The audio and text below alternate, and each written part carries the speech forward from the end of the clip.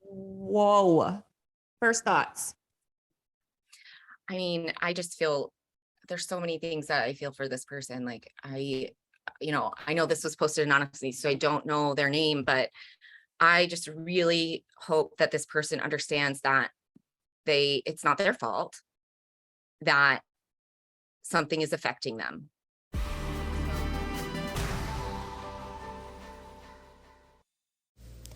Hey, MOMnation. Welcome to Mental Wealth with Laura Wood and Katie Holly Lambert, where we talk through generational trauma so we can leave a new legacy for our children.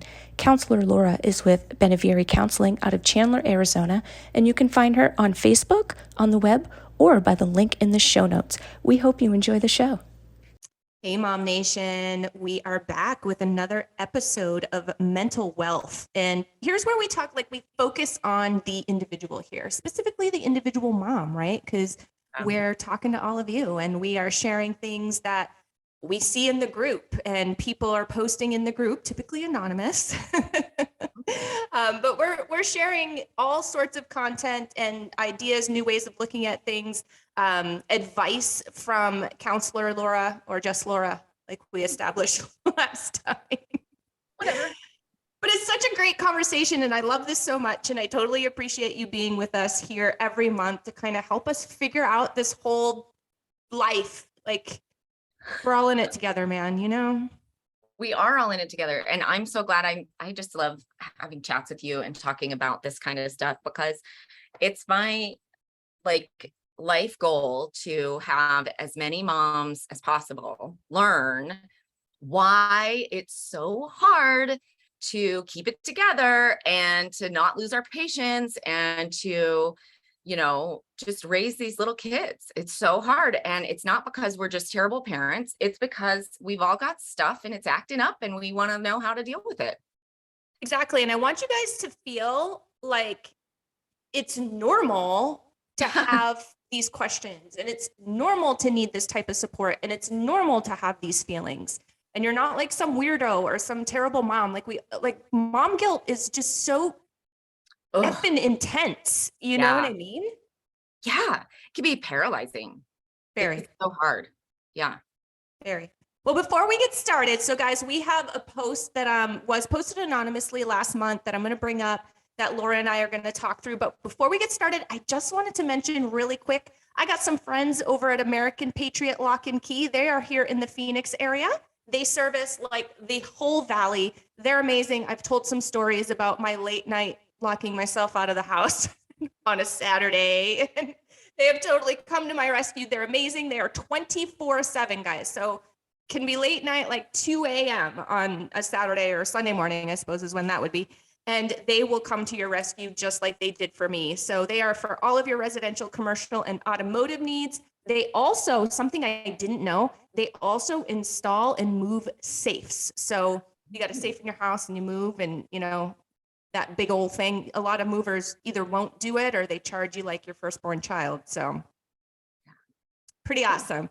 Give them a call or shoot them a text there at 480-717-6470. And again, that is my friends over at American Patriot Lock and Key. Check them out.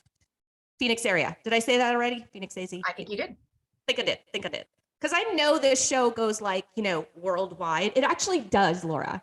So yeah. I was looking at the insights, and we have viewers in a handful of other countries. So that's so cool. It is so cool. So got to make sure that I specify it's not in, Finland, that American Patriot Lock and Key is going to come bail you out. It's not. Yeah. It's here. So here we go. Let's check out what we got here. We have this post. Like I said, it's an anonymous post. It came in on September 2nd. So it's been around for a little bit. There were a bunch of really wonderful comments and some great insight in there, but I want to see what Laura's take is. I'll read it for those of you that are listening on your favorite podcast platform, because you can't see the screen. So I will read it to you all. Hi all, I really need some advice, please. I know I am being ridiculous and that I shouldn't be letting this affect me. Poor you. Feeling like your feelings aren't valid or are ridiculous or just not right is just such a hard feeling. So right off the bat, poor girl is feeling low, it sounds like. So I'm dating this guy who has been amazing. He treats me so good and has been so understanding and patient with me while I heal from a lot of damage and trauma from my ex-husband. Like, he messed me up good. A little backstory to why I need the advice. All of my past exes have cheated on me, used me, never gave me attention, made me feel worthless and not good enough, and just treated me like shit. So this guy I'm dating, 3.5 years younger than me, if that helps. Same, tomato, tomato. Has guys' night every other weekend. The problem I'm having is I'm not used to being with somebody who has that frequent of guys' nights. And guys' nights always involve going to multiple bars, getting drunk. Hell, even sometimes the night gets out of control with some of them, and he barely talks to me. Now, I know I shouldn't let this affect me, and I shouldn't think about it or care, and I'm a chronic overthinker with PTSD, healing from verbal, emotional, mental, and physical abuse. Oh, I get the chills, this poor baby. I've been cheated on and left for someone better. I've never been important to someone or good enough. I always overthink super bad every boys' night and have it in the back of my mind, he's gonna fuck up and hurt me like everyone else when he's nothing like them. My overthinking gets worse because he does bar hop, I think she meant, and can go hours in between talking to me. And I've made it a problem between us unintentionally. I'm trying so hard to ignore it and be good with everything and be positive, but I'm so scared to get hurt again. I even try to occupy myself to ignore the voices and the fact we aren't talking, but it doesn't help. We also just had our first very bad fight and barely got to talk and hang out today, so that's a big reason why I'm seeking advice. We made up but didn't get enough time to cuddle and just hold each other and make sure we both know how we feel and that it'll be okay. Please help me. What can I do? How can I not let this affect me? Whoa. First thoughts.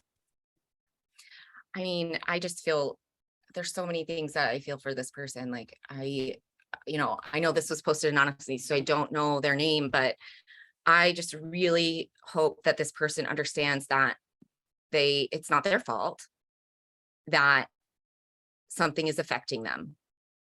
So when something is triggering you and when something is really difficult for you to cope with, like when we say to ourselves, I'm letting this affect me, and I'm air quoting around letting, because that implies responsibility. And so I can feel that this person is just, she's feeling so responsible for all of this. Like it's her fault that there's something wrong. And even saying like, I've made this a problem. Like, no, you haven't made this a problem. You are a human being with feelings and experiences and opinions and thoughts and, and needs and boundaries that are valid and okay. Objectively, you are allowed to feel however you feel.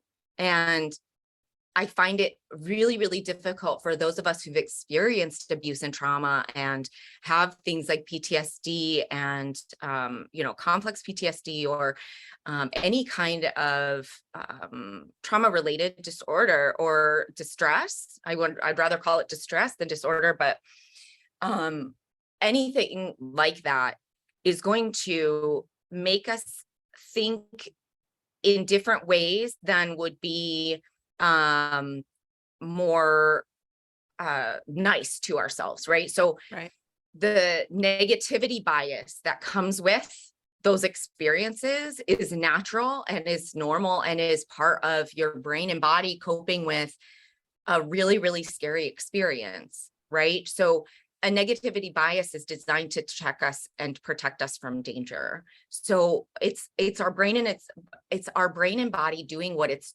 doing best, which is to keep us safe and protect us from danger. And so if you have triggers or you have, overwhelming emotions or feelings about something specific, that just means that your brain and body are interpreting that thing as something that's really dangerous. And that takes us out of what we call our window of tolerance we talked about last week, but also it takes us out of the present time. So what we know and understand about those traumatic responses, those triggered responses, basically, we understand that our survival system is taking over and is not connected with our sense of time and place. So in that moment, the feelings that you're feeling are actually memories of the thing that happened in the past. And when we're experiencing those feelings, we believe that that thing in the past is still happening now. So it's tricky, right? So those experiences, when they become so overwhelming, are actually our survival system kicking on because it believes that you're in imminent danger. That's why those things are so hard to stop when they get started. Mm-hmm. That's why that stuff just kicks off and spirals out of control. It's not your fault that you have triggers or that you have, feelings about certain things, right? Like we all do. But when we've been in difficult relationships and when we've been in harmful relationships, we have a tendency towards trying to really control that other person by being really good. So we want to be the best we can be. We want to be so good that that other person will never get upset with us, because every time that person gets upset, it tricks our brain and body are tricked into believing that there's danger happening right now.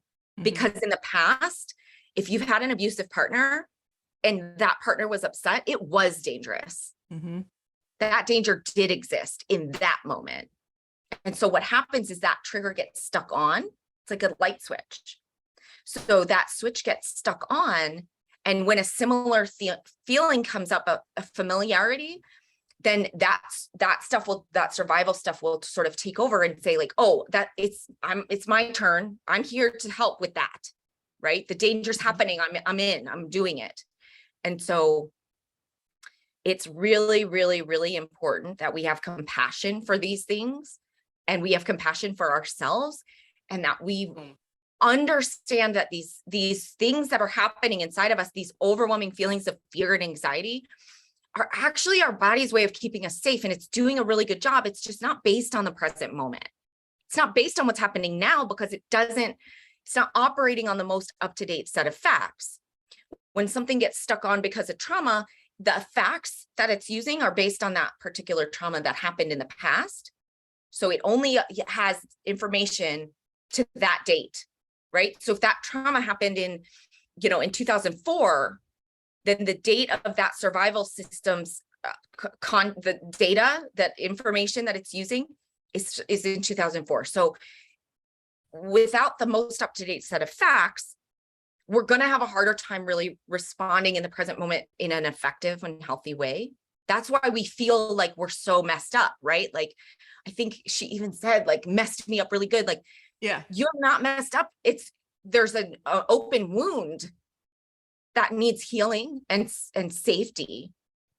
And so the antidote to all of that is relational safety, but as an adult, relational safety with yourself. So recognizing I myself am safe and okay, I can keep myself safe. So even if this thing happening outside of me is dangerous, which I'm not saying it is, but I'm saying, let's say worst case scenario, I can still be safe because I can keep myself safe. I'm an adult and I do not depend on anyone else for my safety and survival.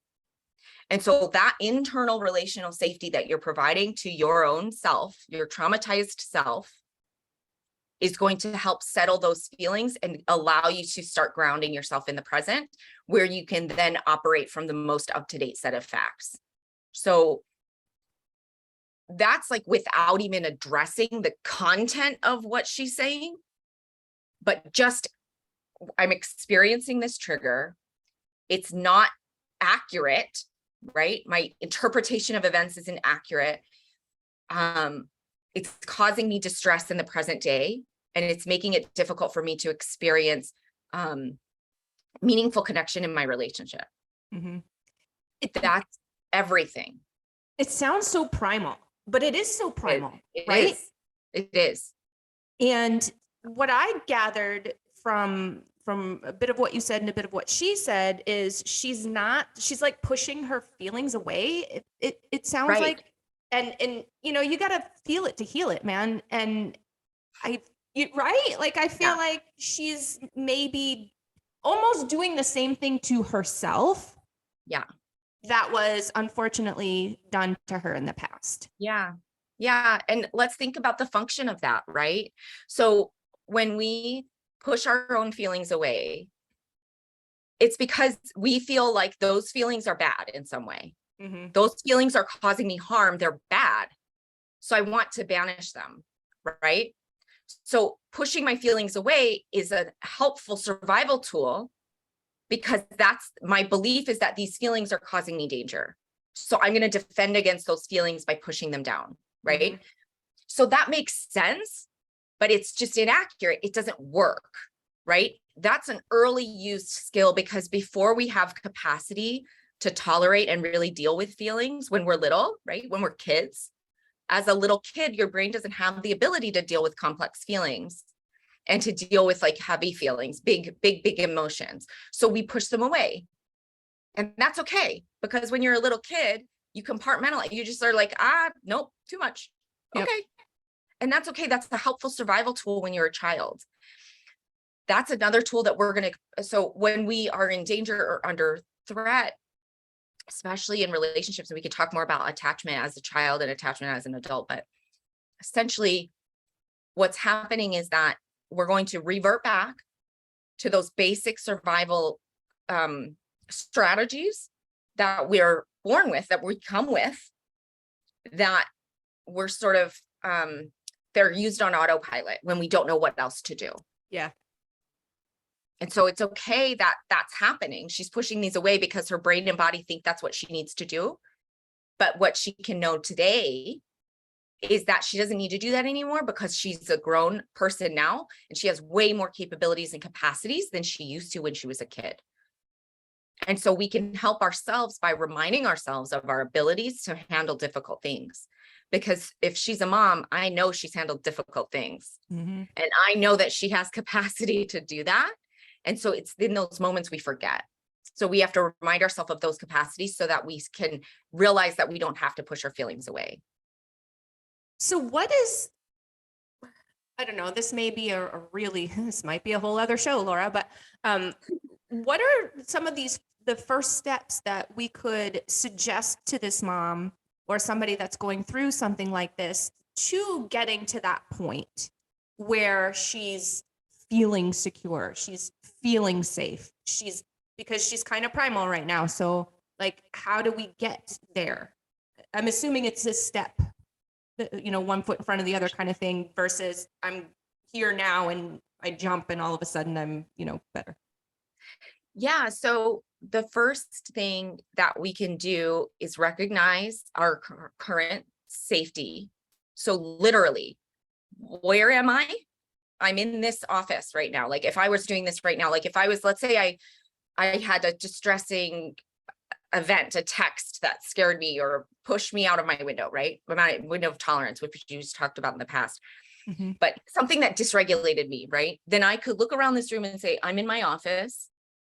I'm safe here because I know where the exits are.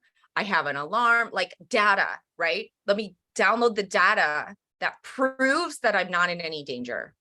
Okay. So first we can notice our surroundings and ground in the present, meaning I know that today I am an adult and today I am, capable of handling more than I could in the past. So you're kind of grounding in the present. You can actually feel your feet on the floor. Grounding skills are basic. Feel your feet on the floor. Notice like your hands, count your fingers with with the other fingers, like just do something that puts your body in motion that's making you have to focus on those things, right? So really divert your focus to your environment and your movement and your ability to control your own body, right? So divert your attention to that because that will signal to your brain and your nervous system that you're in control and that you're safe. Right. So those are things that you can do first just to get out of the spiral that you're in. There's plenty more resources and tools that we can talk about. And I'm going to create actually a video series of some of the different resources that I've learned how to teach people through EMDR training and through other trainings that I've been through as a therapist of how to create some of those internal resources. So I'll create like a video series on some of those that you can build, but an internal resource or an external resource is basically what you need. You need something to help you get through this moment. So the grounding, the movements, finding something that's an anchor, like an object, like go on your phone, play Candy Crush, like do something that takes you out of that thought process so that you're focused on something else. So you just need to do that for a long enough time, which is like minutes usually, to let this stuff kind of settle and subside. So that's the first thing, is finding some grounding tools to be able to move from activated to less activated. That's all you're trying to do. Activated, less activated. Right. And then So we that's one can thing. process things a little bit better, right? When we're not activated. Yeah, because we want to give our brain the opportunity to use more facts, right? Because when we're in that moment, it's like we're in a tunnel and we can only see this tunnel vision, right? Like, and I'm going to use the example, like he's going out, he's drinking, he's doing all these things. Like those are the only things I can think about right now. I couldn't even, I can't even think about any other possible scenario where it would be fine, right? So I'm in a tunnel, I need to zoom out. And so in order to do that, I need to establish a sense of present safety in the here and now. And so find something that makes you feel safe. If that's a stuffed animal, if that's I like to use like crystals, like the stones that you can buy. I do too. I have them right here. So I hold those in my hand. So just something that makes you feel okay, and just use that just all the time. Anytime you're starting to get up here, like activated, like, or in one of those spirals, know that that's the time where you don't have to do that. You don't have to do that. You can resource yourself. Right. Like even in the post, I feel like she's saying, he's a really great guy and he's really kind and he does all of these things that I'd never had in the past. But is it possible she's unable to activate those facts when she's in the tunnel? Yeah, for sure. Right. Because in the tunnel, we're using data from the past. So she's seeing in the tunnel, she's seeing through a lens of a memory, which is not, and the memory contains a person who's not him. So his attributes don't apply, right? Because they don't exist on the same timeline. So that might be a little extra or like inception-y, but essentially we call it trauma time. It's called trauma time. Like it exists in a separate timeline that's not connected to a reality of time and space. So let me tell you why it happens, and maybe it will make more sense. But essentially, if you're running from a lion, if you're being attacked by a lion, your survival system is going to take over for you. It doesn't have access. It cuts off access to your cognitive thinking and processing. Here's why. If you were being attacked by a lion and you had to really process the information enough to know what to do, analyze it, your mind might spin out, thinking about all of these different things, and it would slow you down. So your cognitive channel of processing is deactivated in danger situations because the programming is already there for you to survive. So you're going to use your survival programming, and that's not going to allow you to access any other information outside of whatever you need to survive this very second. And so that's why this happens. That's why it's when we are in a survival state, we're disconnected from the present reality. So it's because the present awareness of time and space is actually less helpful than it doesn't add survival value. It takes away survival value. And so in that state, we're incapable of accessing those helpful facts until we deactivate that state. We kind of diffuse the danger and allow ourselves to know that we are in a safe environment and that we can think about different things in a different way. That makes a lot of sense. And then could it be that there's a bit of, I'm going to call it muscle memory. It's probably not the right thing, but like, okay, so you probably know about this. This is a story I heard a long time ago. I'm probably going to get it wrong, but whatever, the outcome is going to be the same. So in the 70s, maybe 60s or something like that, there was this really mean study done with a monkey, and they put the monkey in the room. Did you hear about this? Do you know about this? Oh yeah. Okay. And so they put a monkey in a room, and they had all these squares, different colored squares on the floor, right? And so one day they activated the green squares, electrified the green squares. Yeah. So the monkey would hop on the green square, get a zap, and figure out real quick, okay, we don't hop on green squares. Mm-hmm. And then the next day, the green and the blue squares were activated. So same thing. He learned about the blue squares, right? And then the green and the blue and the red squares were all activated. So the entire floor was activated, and the poor monkey did some really nasty things to himself. We don't need to talk about that. But my point is she feeling like if I step on the green square, I'm going to get electrified? Like, it's just muscle memory. It's like, this has happened before. This looks like what happened before. And so she's bringing that back. Yes. Yeah, because our brain it's a form of conditioning, right? So it's a form of conditioning when our brain is learning what's safe and what's not, right? So have I ever told you the Arby's story? I don't think so. Okay. So this is my way of explaining how our learned experiences and our traumatic experiences affect our personality and the way our brain operates. Okay. So super benign. You're at you're out with your family, and you're at a fast food restaurant, and you're just having your little meal and you're having a good time. And maybe you're like, let's say you're 3 years old. Okay. So let's say you have like 2 or 3 brothers and sisters. And so everybody gets in the van, time to leave. And then you realize that you forgot your toy in the booth. So you get out, you run back in the store, and you go and get your toy. But then your mom and dad had already strapped you in. So they didn't know that you got out. They close up the van, they drive away. Okay. 60 seconds later, they don't even get out of the parking lot. 60 seconds later, they come back and get you. During that 60 seconds, you realize that they drove away though, right? So you're 3, you've got your toy now, you run back outside, they're gone. And you don't know what to do. You've just been abandoned, right? You've literally been abandoned. You can't make it on the street. You're 3. Yeah, like right. That's life, death, danger. Like you're going to die, right? So you freak out. This only lasts 60 seconds. Your parents never left the parking lot. They noticed immediately. They came back, and maybe they came back and responded to you by saying, don't ever do that again. Don't get out of the car. You scared me so much. Like I was so scared. I love you so much. I'm so glad you're okay.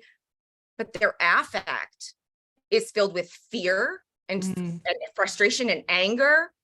And so that's a very scary situation for you. This whole entire interaction lasts, like from the time that you got left and the time that you're back with your family driving home with your toy, and you've maybe even forgotten about it, like consciously, 90 seconds. So then later in life, as you maybe like around the time you hit puberty, like you're in middle school, you decide that you're going to be a vegetarian because you notice that the smell of like meat, like cooking meat, like really just gives you a stomach ache. Wow. Right? You start to get nauseous around meat. You're just like, right? Mm-hmm. And you just like, you hate going out to eat at restaurants. You're just like, I just can't. And then you think you have social anxiety because eating in front of people makes you upset. Right. And then for some reason, like you just start to notice that you get really, really, you just get really anxious and kind of jittery and just like, you can even have a panic attack, like when you have to like eat fast food, even if you're not at a fast food restaurant, but like, let's say you're on a field trip or like you're at school and like they feed you a special like fast food meal that day. Cause I think some schools like have those connections or whatever. And you start to notice that you're just like this, you just have these weird things. Like some of it's around restaurants, some of it's around eating, like you're a vegetarian, which is totally normal and fine, but like, you don't know why. Right? Like, why am I getting a stomach ache every time I don't eat or every time I'm around meat? Well, that's not really clinically significant distress if you just decide that the solution to that is to become a vegetarian. Mm-hmm. So you're fine. No need for therapy, right? Just be a vegetarian, right? So then, but now I'm starting to have a hard time going out to eat. That's affecting my social life. Like that's affecting my life. I have social anxiety now, right? Mm-hmm. And then now I'm like, I literally like throw up when I see or have anything like to do with like fast food, or maybe like the smells, or maybe you know, I'm having a really hard time going up to the counter at Starbucks and like ordering by myself. Right. I'm old enough to be able to do that now. My mom and dad just gave me a debit card so that I can go do that, but I can't go up to the counter and order. Right. Like that's weird. Now I'm weird. Now I don't like to be around people. Now I have this like fear of being alone. Like I'm always checking to see where my mom is, like every time. But like I forgot about this Arby's thing. It only lasted for 90 seconds. My parents didn't even remember it. Right. So now I've got all these things that my brain thinks is dangerous because of that one experience where I was in life-threatening danger. I could have died that day. Mm-hmm. So now my brain thinks all of these things are dangerous. The smells, the colors, the cars, the people, the booths, the look, the feel, everything. Because what else, how would it know which part is dangerous? Right. I'm 3, I don't know. Right. Right. So all of that sensory information that I took in now is deemed dangerous. So when I come in contact with that, I become activated and my survival response kicks in to prevent me from interacting with that type of material anymore, because that's not safe. So it's interrupting my life in a negative way. Mm-hmm. And I have no idea why, because I don't even know that I was left at Arby's by accident for 90 seconds when I was a baby. Mm-hmm. Right.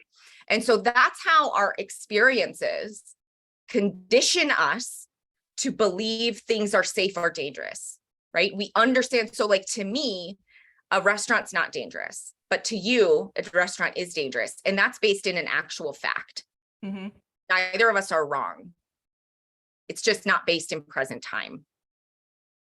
So that's how those experiences throughout our lifetime will shape our personality, will shape who we are, what we like, what we're passionate about.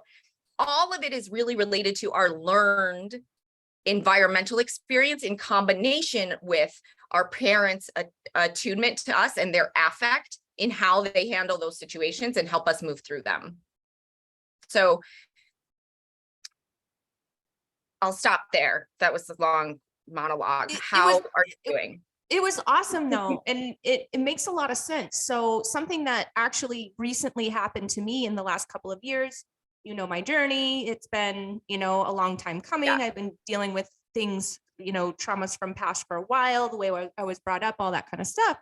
Mm-hmm. Well, so I had my kid when I was 35, and I started to realize after having him that, man, I really just don't like the holidays, you know? And like, I know I should be happy and cheerful, and this is really cool because I have this baby, and, you know, it's family time and we get to eat all kinds of good food and all of this stuff, but I just don't like them. I just have massive anxiety about the holidays. I don't want to get together with anybody. I don't want to go anywhere. And I had to unpack that quite a bit.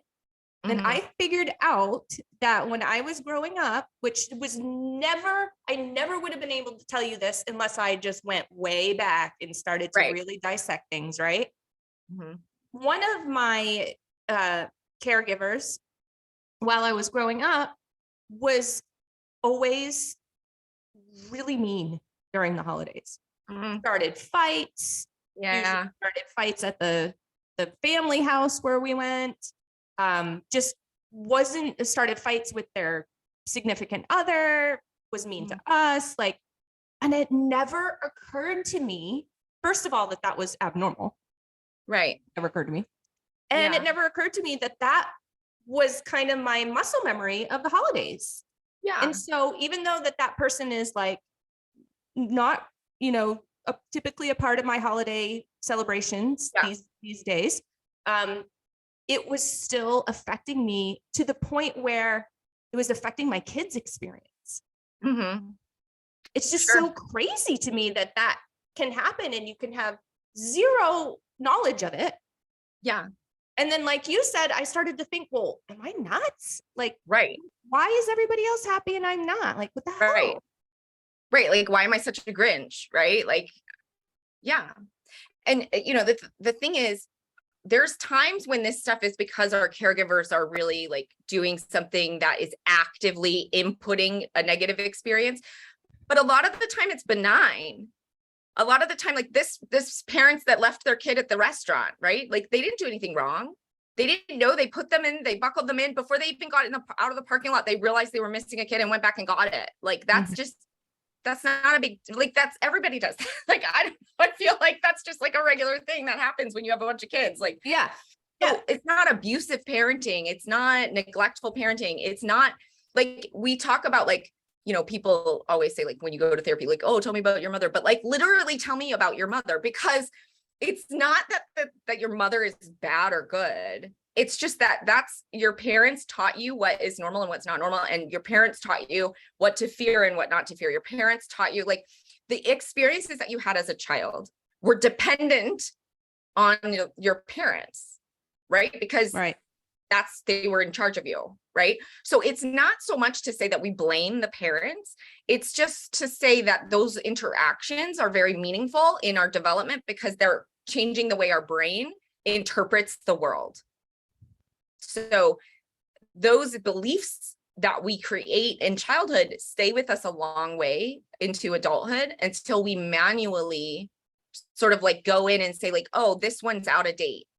Let me update this app, right? It's like your phone, you get a little glitchy before you download a software update, right? Yep, exactly. And so like, and then when you download the update, there's always a little bit of glitch afterward too. You're always kind of, right? Because it's like that. It's like you're the same as your brain. Like you get a little glitchy when you start to need an update. The apps aren't working properly. Like things are doing weird stuff. So, okay, it's time for an update. And then after you update, like things are a little new. Like remember when they moved the search bar in the internet from the top to the bottom? Like that really fucked me up for a long time, right? I mean, crazy, man. I'm just saying, like, so it takes some getting used to, right? So that's why when we're experiencing transitions, it's giving us an opportunity to say, hey, you know what? I'm recognizing that this is something that's really causing me a lot of distress. And so one really important aspect of this Facebook post, if we can go back, is that she asked for help. She's saying, hey, I'm in distress and I need help. Yep. I need help. And one of the most damaging things for a child is when they ask for help and help doesn't come. And when that happens as a child and we don't get the help that we deserve, then we often will teach ourselves that if that's not okay to do. And so I just want to acknowledge how brave it is, because I don't know this person, I don't know their childhood, but I'm so glad for this person that they didn't think that it was like that they knew it was okay to ask for help. Yeah. I'm so glad that that's true for them. And I'm so glad that they did that because it's really brave to do. And so that's one of the things that is really hard about the process of healing, is that we have to be willing to say that it's okay that I need help, because healing our insides is really difficult to do alone. We can't get new insight. My therapist said this to me, actually. My therapist had said one time, I can't remember why, I don't remember what you're talking about, but she said, you can't get new insights about yourself without another person. And so the way that I look at that is like the therapist operates like a mirror. So I can't see my own face, right? I can't, like, no matter how hard I try, like I can't see my own face. I have to have help, right? Like I have to have something else in order to understand what I'm doing with my face, right? So the same is true for the inside of our mind. We're from the inside. We can't see the whole thing. So we need someone to reflect back so that we can see the rest. Does that make sense? It makes total sense. You can't do it by yourself. Right. I would have never figured out that thing with the holidays. Yeah. Had I not have somebody say, how were holidays for you when you were a kid? Yeah. Oh, ding, ding, ding. I would never, Laura. And then, I would have gone to my grave not knowing that. Sure. Yeah, those insights are so simple once we see them from the outside, but they're not simple when they're swirling around on the inside, right? Like, so humans are incredibly complex, we're dynamic, and we don't just have like one thing, right? So all of these connections can seem obvious to an outsider because they're not contending with all the other million things that are going on with the inside. So it's easier to be objective from the outside. And that's why you need somebody to support you through change. And that's not always a therapist. That's just my role. But sometimes that's a friend. Sometimes that's a partner. Sometimes that's a yoga instructor. Sometimes that's whatever, right? Like, it's anything.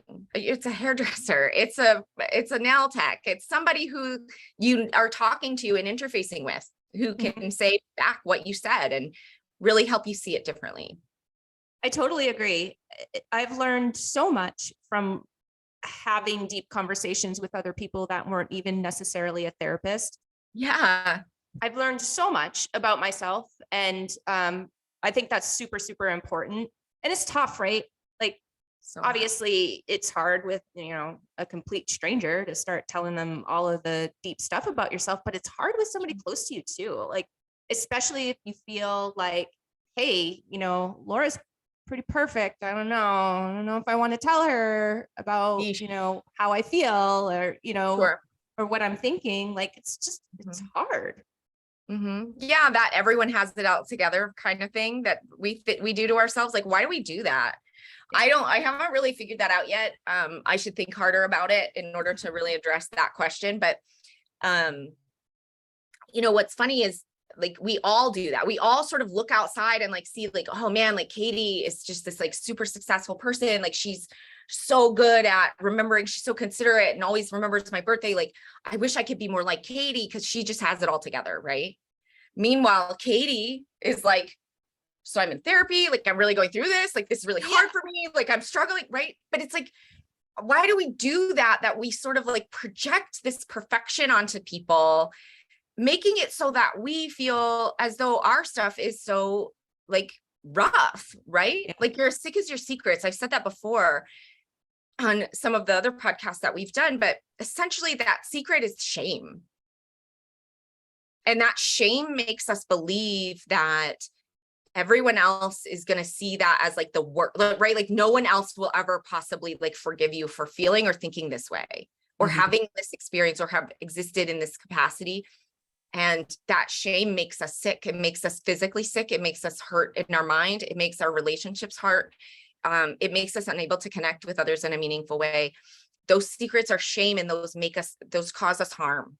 And so those shame feelings need to be seen and loved and nurtured back to health, because they deserve that too. And going back to when we're pushing our feelings away, we're turning them shame. We're creating shame. Yep. Burying them. Yeah. They're only going to pop up in other areas, in other ways, more intensely, maybe even, right? Yeah. And everyone deserves to heal that. Everyone deserves to free themselves of that pain and allow those memories and those experiences that you've had to build into your capacities for success, instead of force you to sort of hide and disconnect. And then it becomes like what I figured out about the whole holiday thing. Like, it's not my shit. Oh yeah. It's not even my shit. Somebody else's shit.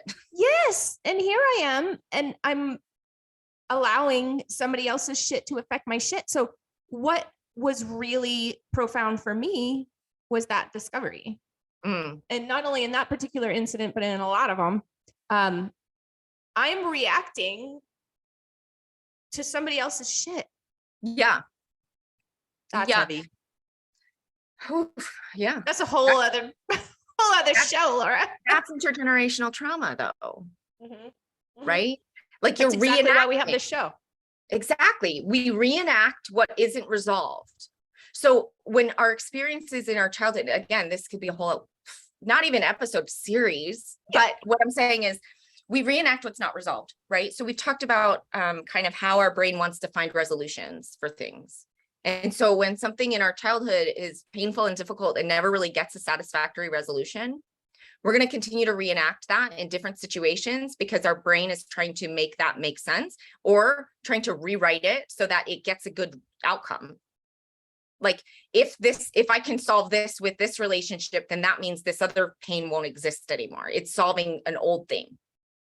And so when you're kind of carrying somebody else's stuff, that's what you're doing. You're creating this so that you can fix it in this way, like this danger situation, like that survival mode is to get you to be able to fix it, to make it not bad anymore. And it's just stress. And it's like, it's everything kind of piled up. And that's kind of a mantra that I use actually. Like that's your shit. That's my literal mantra is I'll just say to myself, like, that's not mine. That's their shit. Right. But like I say that all the time. It's hard to figure that out until you figure that out. Yeah, for sure. You know, but I also like the word objectively to help. Objectively, is this my distress? Like objectively, is this my fault that this person is acting this way? Objectively, can I control this other person? No. Therefore, it cannot be my fault. This is one little thing that I want to share. I want to get your take on it before we wrap up here. And there is a comment, actually, maybe you can come back when you have a second for sure. And respond to it. It's from Amy Taylor. She's awesome. She watches a lot of our shows. What if those triggers cause you to choose the same type of personality that you're trying to break free from? Which I think is an amazing question. And I'm sorry, Amy, that I didn't see that a half hour ago when we were on that topic. But maybe Laura, if you can kind of just go back and respond to her, that would be awesome for her. But one of the comments, I thought this was really cool. One of the comments, one of the mamas that commented to this particular anonymous post that we're talking about posted this. And I thought that this was awesome. So for those of you who are just listening to the audio version, I'll read it. It's just kind of a little thing. I don't know what to call it, like a screenshot, I guess. And it's about boundaries. And it's the first title is, "It's not my job to heal others, please others at my expense, make it work if the effort isn't mutual, continuously compromise, tiptoe around you, anticipate your needs, and change myself to your liking. It is my job," so this under the second heading, "it is my job to heal myself, listen to my needs and my desires, respect myself and my time, be my true authentic self, set healthy boundaries that protect my energy, leave when I'm not being valued, say no when it's not in alignment, be mindful with my yes." So I just thought that that was like a really cool reminder about boundary setting. Yeah, I love that. And I think it's super powerful, even just to say like about myself versus others. Like, it's not my job to heal others. It's only my job to heal myself. Like, if just that's the only one, like that's enough, right? Because I find that often we don't see others as competent adults. And we take on the responsibility of saving them or helping them or doing things for them that they can do on their own. You know, especially when we're married to them or when we're in a relationship with them, like, nope, like you're a whole ass adult. All on your own. And so it's hard though, because those boundaries are really difficult to understand within ourselves because we don't even know when we're doing it. Right. And so some of the things that we can talk about as far as like steps, in addition to that, getting grounded, finding that sense of safety. The next thing is really to assess your own resources. What can I do to help myself feel better when I'm in distress before I react to others, right? So like inventory your resources. So what can I do? I can find a sense of calm. I can meditate. I can do my yoga. I can pet my dog. I can, you know, here are all the things that I can do to help myself feel calm when I'm in distress, which will then allow me to uphold some of those boundaries that I've set for myself, because I won't be able to do that if I'm in distress. I won't be able to uphold those boundaries. And then I'll just feel bad about it later, because then I'll be like, why can't I uphold my own boundaries? And then I'll like get mad at myself, and then I'll be down. I mean, it's like, it wasn't my, like, it's not, nobody's just running around trying to like treat other people like shit, or not be able to uphold their, like, nobody's trying to do this. Nobody's having a good time. Like, it's not, this is not intentional behavior, right? Like, we're not, we're not trying to, have stress all the time. Like, nobody likes that, like, to be stressed out, to be triggered. Like, it's something that happens because our nervous systems are wired in a way that protects us. And it works really well when we're in actual danger. It's just that once the danger is over, we need to help it understand that. That's all. It makes a lot of sense. And I mean, just simple, I know we're going to wrap up. You probably have clients and everything. I'm looking at the time now. Even just simple, like breath work. There is this really great mama in our group. Her name is Erin Call, and she teaches, you've met her, right? She teaches breath work. And until just in the last couple of years, like until fairly recently, never realized how important that is, and how just instrumental that is in, if you can use it to calm yourself down so that you can respond versus react, right? Yeah, for sure. And I think it's important to note that everybody's going to be in a different place in their healing journey. And so when we're working with experiences that have been very, very difficult for a long period of time, especially complex trauma. So if we're dealing with complex, like trauma or abuse at the hands of a caregiver when we were a child, and then ongoing abuse into adulthood, that trauma, if left unhealed, is going to react. It's going to be on edge more, right? So sometimes breath work, if you're feeling like you're not there yet, I want it to be known that that's okay, because that's normal, right? It doesn't mean that you're not going to get to a place where you can use breath the way that other people have been so successful doing.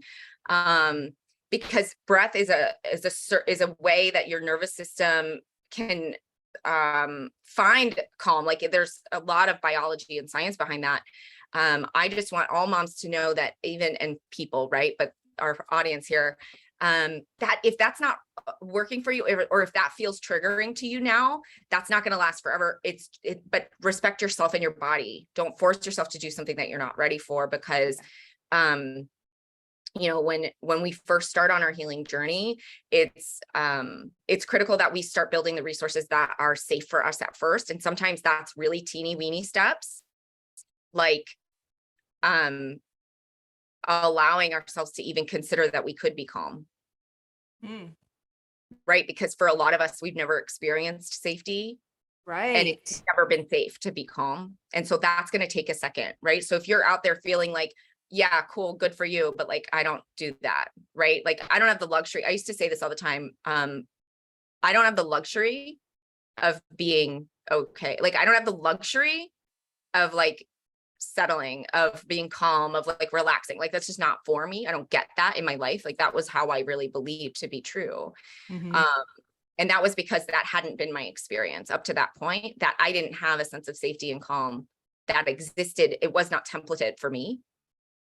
And so the first stage of healing is actually to really explore, like, what is okay for you? What level of okay is okay for you? And that's going to be different everywhere. And I love that you said that, because you got to start where you are. Yes. And so that just sort of, I mean, I just felt ease come across my body, and I'm not even in a stressed out state when you said that. Oh, good. And so if you do the breath work with Erin, I'd be willing to guarantee that she has exercises that can be in the beginning, right? And so just, there's no shame in being like, you know what, I'm not there yet.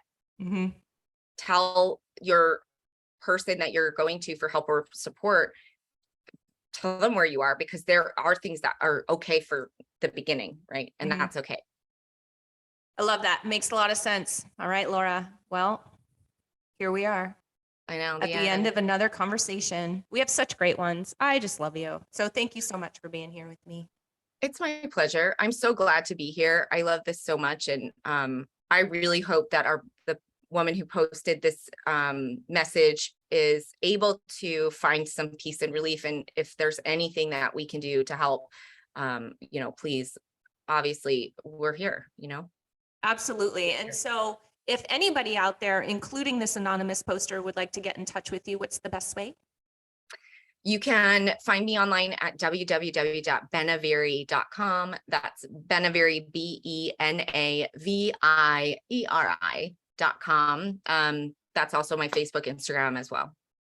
Awesome. And you're based in Arizona, you're licensed in Arizona, but if Yes. somebody from another state needs some assistance, are you able to then sort of help them point them in the right direction? Yes, I am happy to share the most trusted directories that I would use for the specific types of therapies that are most effective for complex trauma. If you live in another state, I would be happy to share those directories. Awesome, guys. So get in touch with Laura if you want to chit chat about any of that. And thank you again for those of you who are out there listening to the audio version because you love podcasts. Thank you very much. Please give us a like, a follow, a subscribe. So that way, you know when the next show drops. Again, this one is mental wealth. We just want to talk through generational trauma so that it's not passed down to our kiddos. We are here once a month, the last Wednesday of the month. And, Oh, one thing. I'm forgetting something. There's something wrong here. I can't hang up. Listen to me. If you prefer the video version, I am like a nut with all of our videos. And so our YouTube channel is super organized. It's so pretty. Sometimes I just go look at it. Just being honest. So you can find our mental wealth playlist. Our handle is @MOMnation USA on YouTube. Just give us a like and a subscribe there too, please, if you would. Yeah, for sure. All right, y'all. Have a wonderful, wonderful Wednesday. We'll see you next month. Bye. Bye.